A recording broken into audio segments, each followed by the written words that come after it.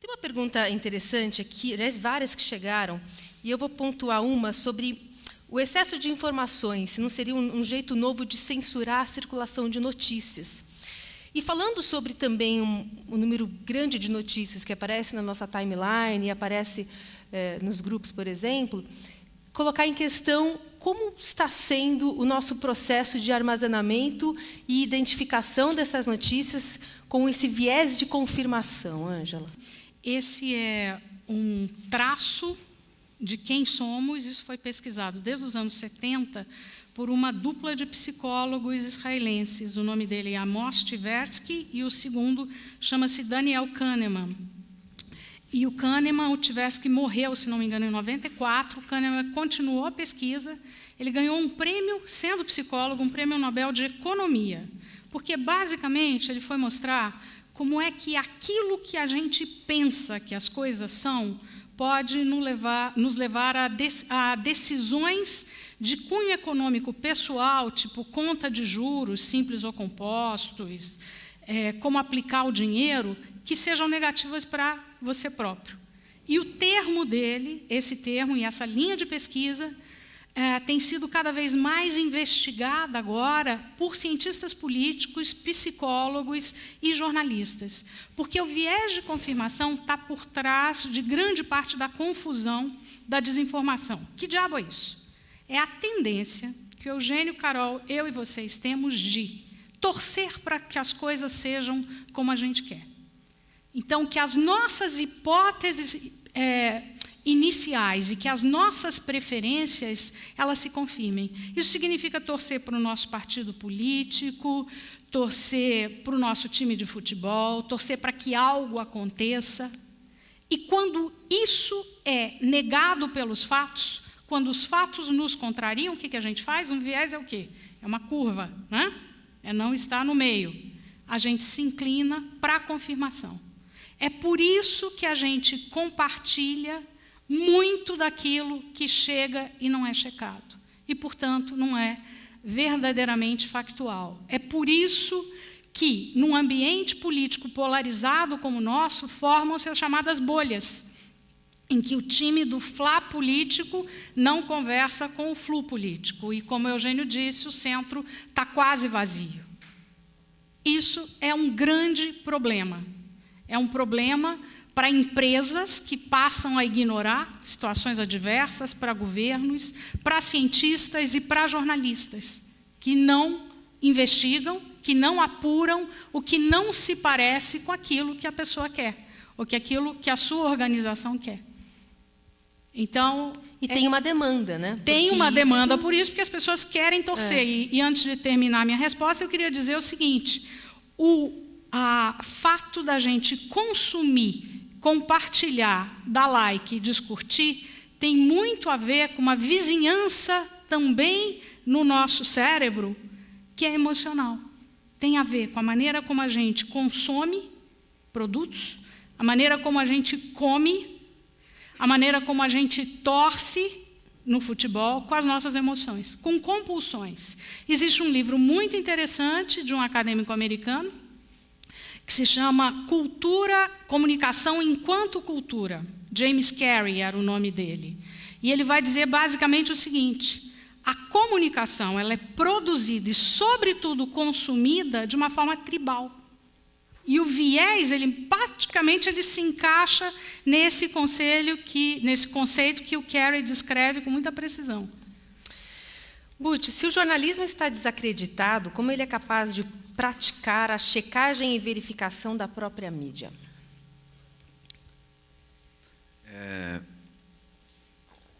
Bom, o jornalismo ele se beneficia de uma relação crítica com o seu público. A gente, às vezes, entende de um jeito um pouco cartesiano demais o que significa a relação de dúvida que o público tem com a imprensa. Essa relação necessariamente precisa ser marcada por um grau de ceticismo, porque não se espera, mesmo nas melhores democracias e mesmo nos momentos de apogeu da boa forma da imprensa, não se espera que a imprensa diga a verdade factual, ponto final. O que a imprensa oferece é um debate em processo. São fatos e opiniões em processo. Essa coisa é escrita e reescrita todos os dias. Se a verdade oferecida pelo jornalismo fosse verdade, ponto, bastava uma única edição do jornal. Para as pessoas que acreditam no Velho Testamento, basta aquilo lá. Não precisa ter atualização. Já faz um certo tempo que não tem atualização. E não é necessária, porque a verdade está encerrada lá. A imprensa lida com verdade factual e com opiniões que são reescritas a cada hora, a cada minuto, a cada dia, a cada semana, a cada trimestre. Ciclicamente, isso precisa de reexame. E esse reexame vem da relação crítica. A verdade factual na imprensa subsiste quando ela é passível de exame, de contestação, e quando ela é falível e, portanto, corrigível. As matérias jornalísticas têm autor. A opinião pública, portanto, pode contestar e cobrar correção, e essa correção vem no calor do debate público. Então é nessa condição que a imprensa pode fazer checagem dos fatos, que a imprensa pode veicular os debates, ela pode, além de veicular os debates, buscar novas fontes, buscar furar bloqueios. É aí que ela presta o serviço. Então, ela ter um grau de descrédito é um problema, mas não é um problema que impediria o trabalho do jornalismo. Eu prefiro, então, inverter essa pergunta. Como seria possível uma democracia sem a presença da imprensa e da prática jornalística, com todas as falhas que aí existem? Como seria possível? Qual seria a instituição encarregada de, independentemente do Estado, checar as informações de interesse público? Veja que a função de checagem de informações de interesse público sempre esteve com a imprensa, sempre coube à imprensa, desde que o ideal da democracia foi posto em prática numa experiência muito recente. É muito recente a democracia. E sempre coube esse papel à imprensa. Invertendo a pergunta como eu inverti, nós vamos chegar à resposta muito fácil de que sem a instituição da liberdade de expressão, das pessoas discutindo entre si os seus assuntos de interesse comum e os assuntos de interesse da coletividade, a democracia simplesmente não é um jogo possível. Ela não é possível. Imaginem que toda a informação venha do poder.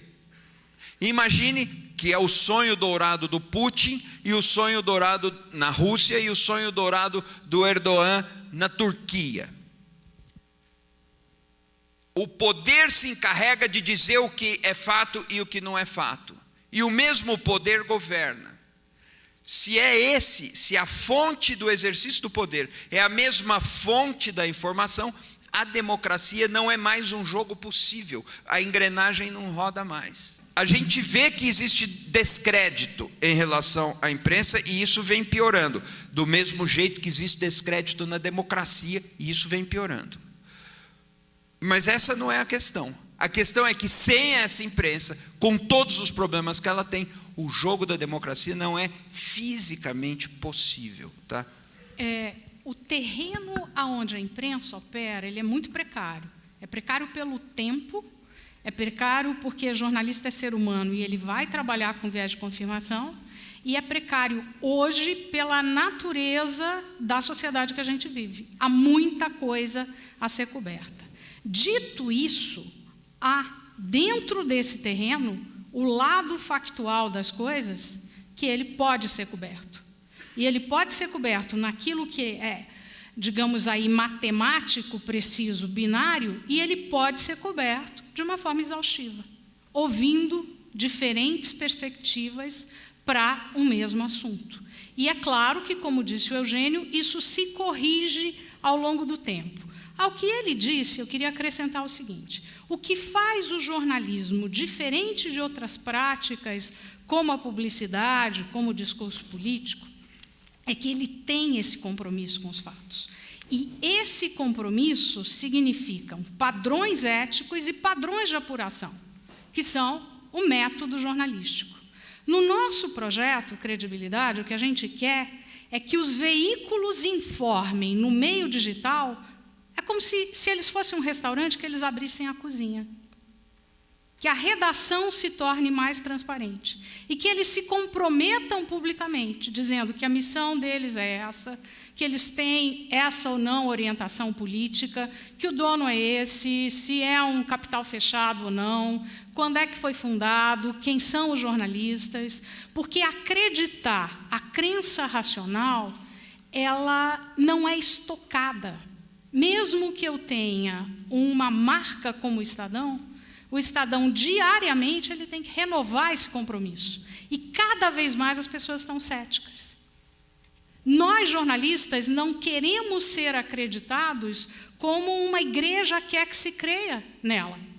A gente é da nossa natureza sermos céticos. Eu acredito que o bom jornalista, inclusive, ele é apartidário, no sentido de que ele vai, no seu exercício do jornalismo, se ele tiver alguma preferência política, enfim, usar esse ceticismo da mesma maneira que ele usaria para a quem ele não tem, digamos aí, a mesma afinidade, né?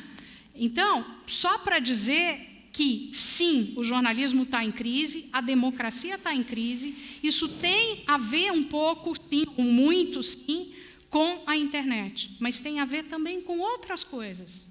Tem a ver com o fim de instituições, como, por exemplo, a crença de que todo mundo aqui ia se aposentar e ganhar o mesmo, que o emprego seria eterno, que os sindicatos eram fortes, e, enfim, tem a ver com uma erosão de outras instituições nas quais a democracia também opera. Tem chegado muitas perguntas tentando colocar num discurso e colocar em xeque o papel da imprensa, né? De que, e quando a imprensa erra, e quando a academia solta informações erradas, quem vigia o vigilante? Queria que vocês falassem um pouquinho e talvez reiterar, professor, essa questão dos fatos, né? De se voltar sempre ao que de fato aconteceu e aí evitar uma bola de neve. Há uma espécie de invólucro com vários níveis de impostura, afastando, de um lado, o jornalismo do debate público, e o jornalismo só é forte quando ele é permanentemente checado, contestado, questionado, interpelado o tempo todo. Vem daí o vigor da imprensa, mas nós temos uma tendência no Brasil, inclusive um pouco corporativa, dos próprios jornalistas, de se escudarem em relação às críticas do público. Quando a Ângela fala que é necessário haver transparência da redação como a cozinha do restaurante, é mais ou menos isso. É preciso mostrar como a imprensa opera e tudo. Mas nós temos uma tendência um pouco corporativista de proteger o jornalismo de crítica. E isso é uma postura análoga a uma postura da política no Brasil, da cultura política no Brasil.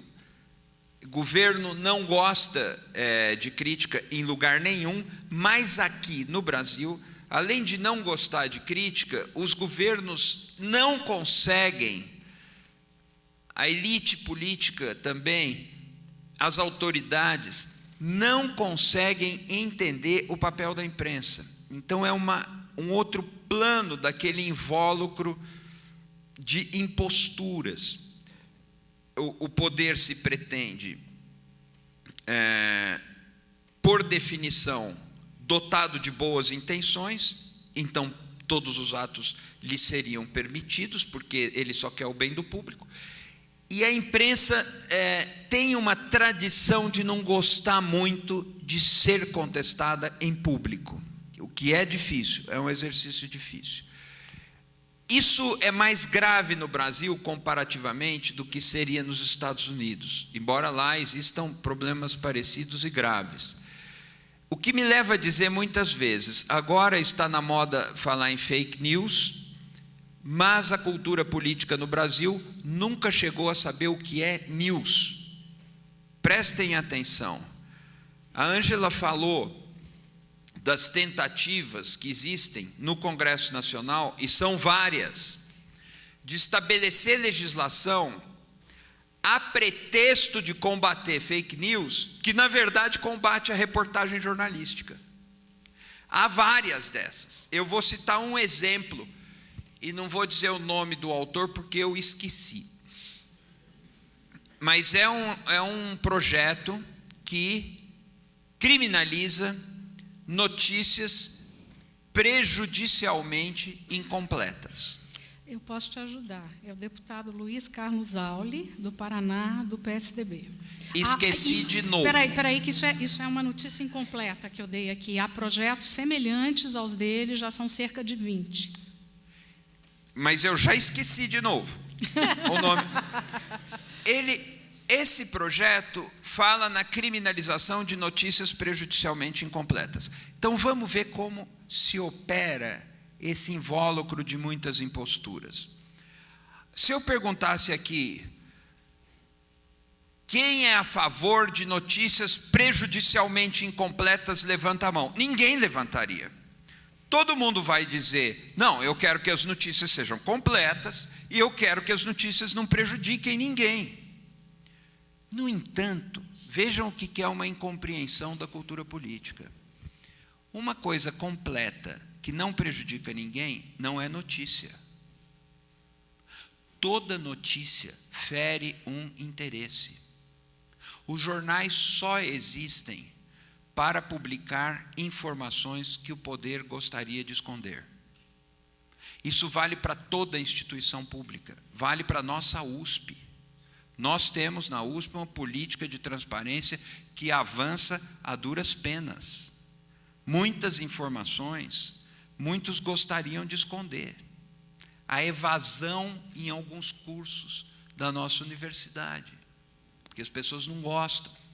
A produção dos professores. Muitas coisas nós gostaríamos de esconder. A imprensa existe para derrubar esses segredos. Não tem outro motivo para ter jornal e para ter jornalista. Derrubar os segredos que o poder gostaria de esconder. Portanto, toda notícia vai incomodar uma autoridade, vai ferir o interesse.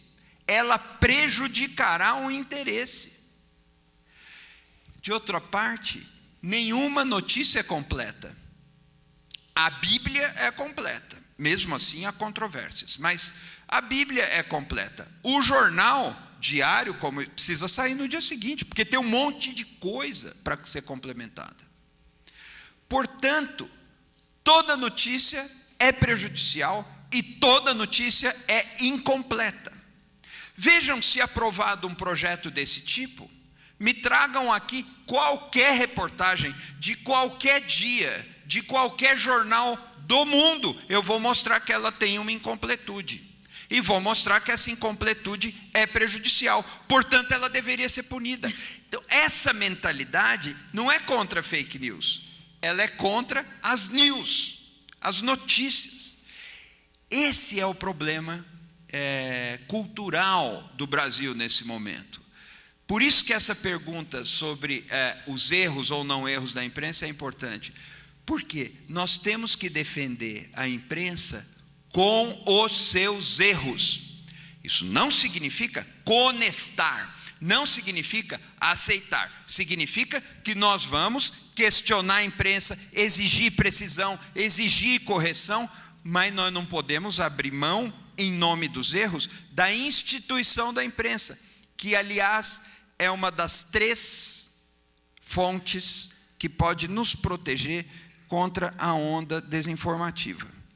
A outra é a educação e tal, tem várias coisas, mas assim, fundamentalmente, o que pode proteger a democracia hoje é a imprensa. Então nós temos que melhorar a imprensa, temos que assegurar mais acesso à imprensa, temos que ter mais redações profissionais, mais gente capacitada. Porque veja, a mentalidade que vige entre nós é uma mentalidade entre os políticos, e eu posso generalizar, não é uma mentalidade contra as fake news, é uma mentalidade contra as news. Bom, muitas perguntas aqui sobre checagem de informações, checagem de notícias. Por exemplo, qual a maneira mais prática e eficiente de cidadãos comuns checarem a veracidade de notícias recebidas? A verificação das fake news depende do viés do agente verificador? E também o combate às fake news através da censura. Até onde devemos combater essa proliferação? Tá bom. Olha só, eu queria primeiro começar aqui fazendo merchandising. Nós publicamos, eu sou do tempo da coleção Primeiros Passos da Editora Brasiliense. Então, no Projor e no Projeto Credibilidade, que é do Projor, a gente publicou um site que chama-se, tudo junto, manualdacredibilidade.com.br. E tem lá a história da mentira, a questão dos diagramas desenvolvidos pela Claire Wardle, e tem uma seção só sobre checagem e verificação. Checagem, eu tinha dito antes, a gente contrapõe o que uma figura pública ou uma instituição pública disse ao que existe de factual.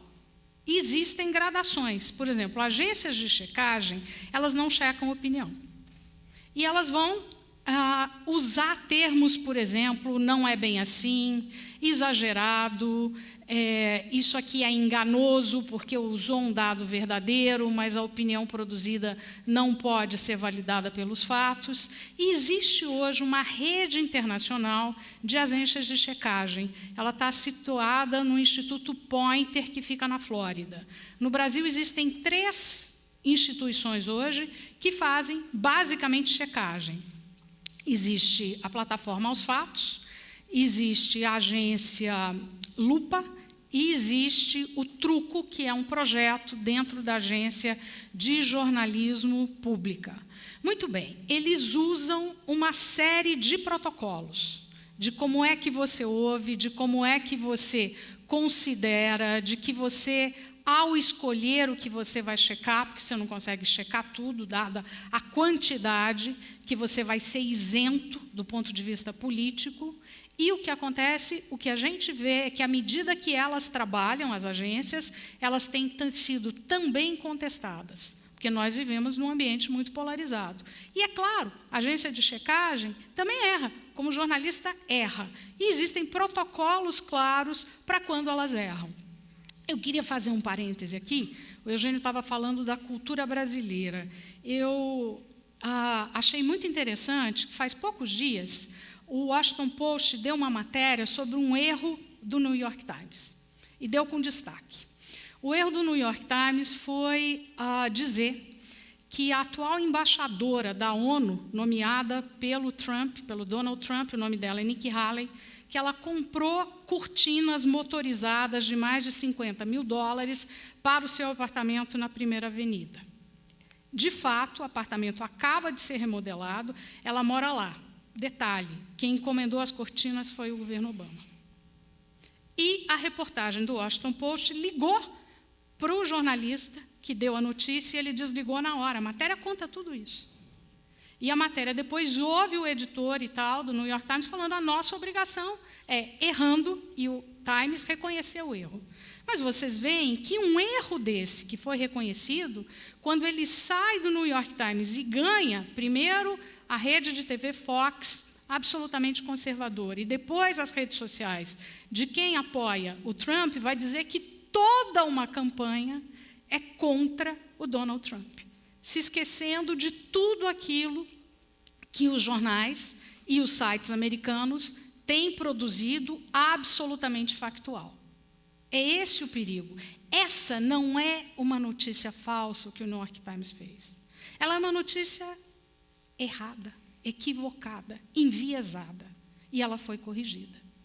Né? Eu acho, pessoalmente, que no Brasil, além da questão de existir um viés contra a imprensa precisa melhorar muito a comunicação daquilo que é o lado sigiloso da informação, que é um direito constitucional, e no qual existe uma simetria grande. Qual é? Nós, jornalistas, se obtivermos material produzido dentro de governos ou corporações, a gente pode usar. Legalmente, nós não vamos para a cadeia e nós precisamos, para o bem do nosso ofício, proteger as nossas fontes. Entretanto, essas fontes, se forem descobertas, podem acabar na cadeia. Isso é o off. Só que o off, ele é um recurso extremo do jornalismo. E cada vez mais, nos Estados Unidos e na Europa, a gente está vendo as redações, inclusive lá, do projeto Trust, que é a mãe do Credibilidade, quando você não nomeia a sua fonte, você diz: falei com 4 pessoas do lugar tal e tal e tal. Você esconde a fonte, mas você deixa evidências para quê? Lembra da crença racional? Para que as pessoas acreditem em você? Então, o off, ele tem que ser a exceção e não a regra. Não é? Porque o jornalista ele não conversa com Deus, ele conversa com fonte. E isso precisa ser mais claro. Esse avesso da notícia, ele precisa ser mais aparente. É claro, protegendo essa fonte, porque ela merece o anonimato. Porque, voltando a Hannah Arendt, ela falava, o Eugênio disse há pouco, segredos e mentiras corrompem o espaço público. E muitas vezes, segredos e mentiras, eles só podem vir à luz e ser desmentidos e revelados com o off. Bom, a gente está indo para a reta final aqui desse USP Talks, e eu queria pedir uma palavra final dos nossos convidados, fazendo uma provocação, talvez com uma pergunta que nos traga um pouco de esperança, né? Uma pergunta que fala se os palestrantes pensam que a inserção de técnicas de pesquisa e verificação de confiabilidade de fontes ainda na educação básica, isso poderia reduzir a disseminação de fake news, né? Instruir as pessoas a buscarem a verdade, buscarem fontes verificáveis, né, de informação para se municiar, pode ser uma saída?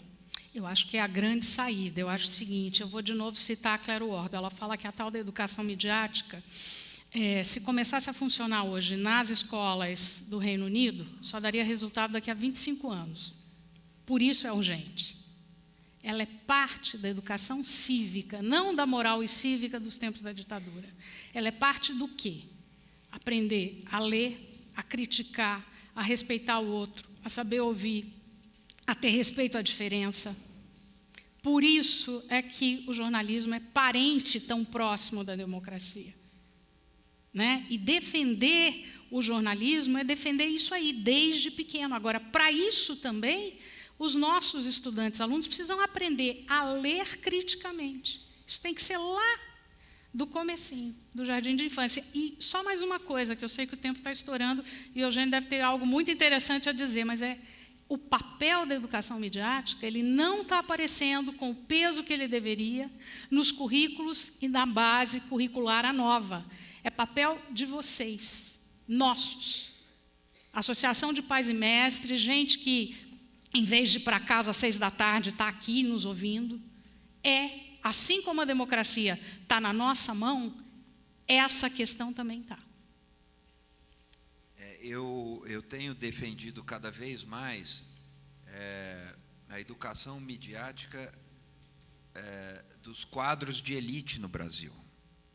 Nós precisamos educar para a informação, para a cultura democrática, para a cidadania, os grandes milionários do Brasil, os grandes líderes políticos do Brasil.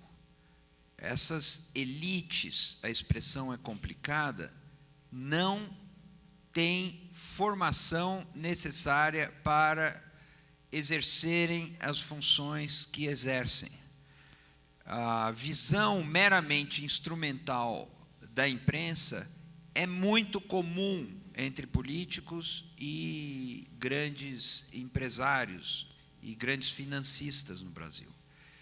A resistência que eles têm para abrir questão polêmica é muito grande.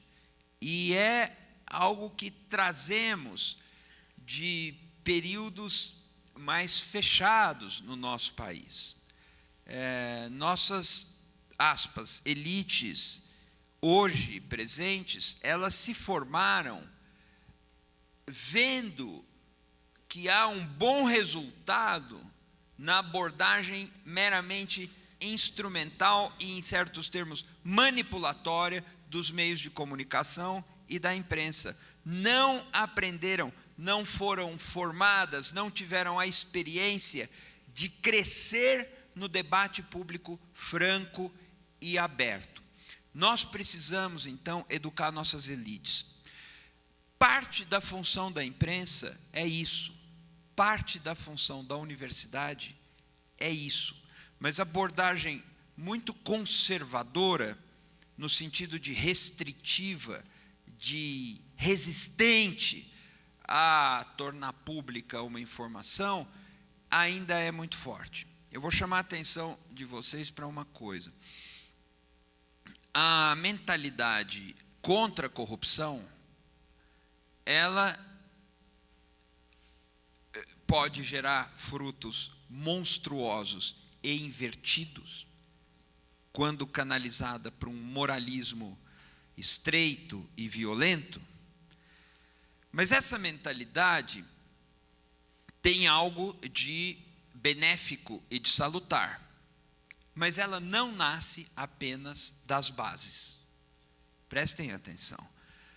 Na década de 90, mais ou menos, em termos muito aproximados, se desenvolveu nos centros do capitalismo, especialmente nos Estados Unidos, a clareza de que era preciso combater o tráfico de recursos, de capital,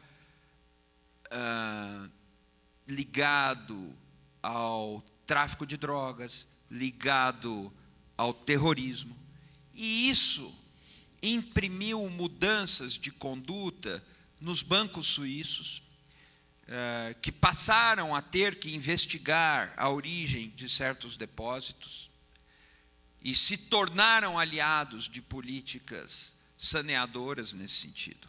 Isso nasce em centros do capitalismo. Isso se reflete também em acordos internacionais anticorrupção.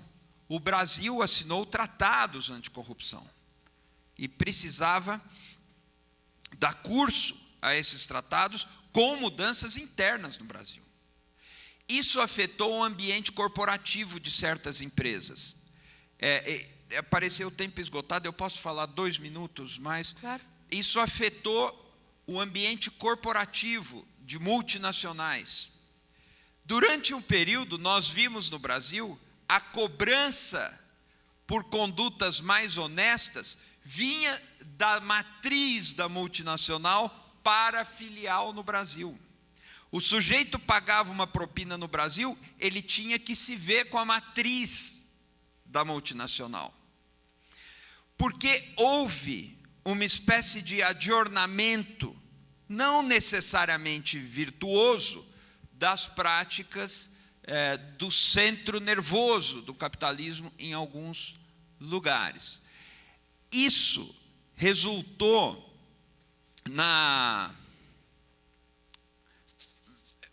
numa mentalidade anticorrupção aliada a demandas por democracia, demandas por transparência, que estas sim vinham de baixo. Mas não veio só de baixo essa.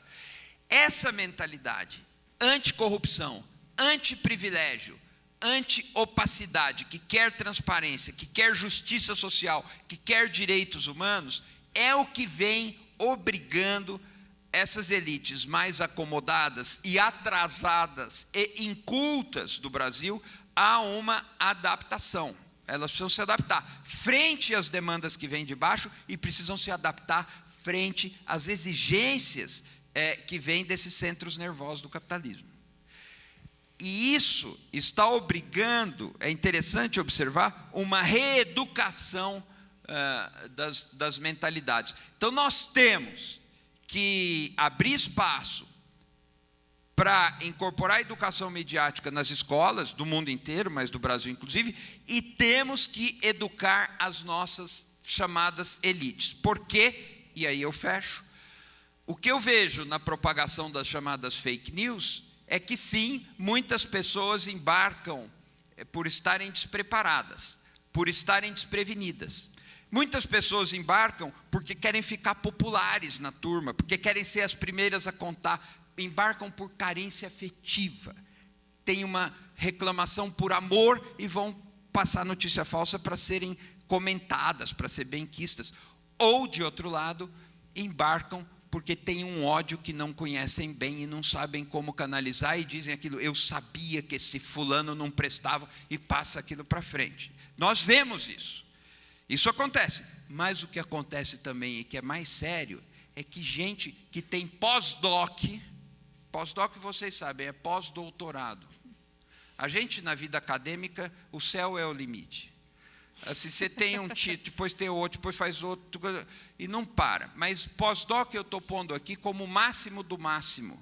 Gente com muito nível de instrução, muito acúmulo, muita estrada acadêmica de estudo, passa notícia falsa.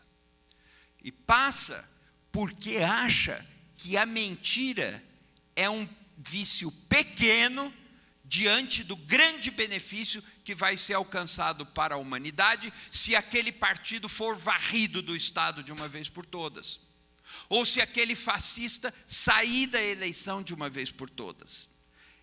Ainda temos, entre as pessoas mais bem informadas do Brasil, a ideia de que a mentira é um mal menor, suportável, para alcançar uma finalidade política supostamente nobre. Supostamente, porque nenhuma finalidade é nobre se atropela o direito à informação dos nossos semelhantes. Mas as pessoas para as quais não falta informação, não falta formação, não falta aprendizado, não falta cultura, poliglotas, passam notícia falsa e se permitem manipular a sociedade, se permitem manipular os amigos e mandam ver. Então, isso é um desastre no nosso país, mas isso é o que está aí.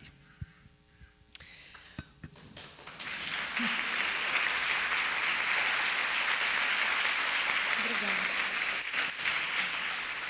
Bom, a gente agradece demais a participação de todos aqui nesta mais uma edição do USP Talks, especialmente aos nossos convidados aqui, professor de Educação de Comunicação e Artes, da Escola de Comunicação e Artes da USP, o professor Eugênio Butti, e também a Ângela Pimenta, do Projor.